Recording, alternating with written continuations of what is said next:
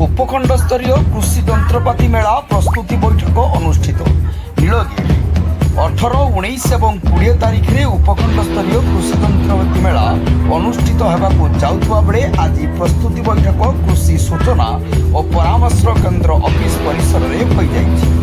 उक्त बैठक में स्थानीय उपजिलापाल श्रीमती शुभश्री रथ अध्यक्षता करथिबा बेले आवाहक भाव नीलगिरी एडीओ सुमंत नायक पीपीए अरुण परिड़ा प्रारंभिक सूचना प्रदान करथिले।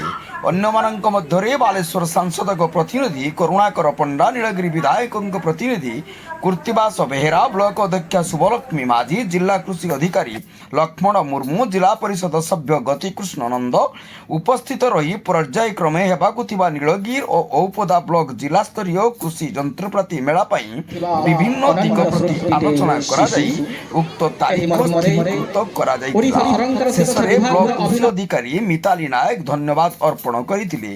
नीलगिरी मनोज महांती रिपोर्ट, जनता एक्सप्रेस।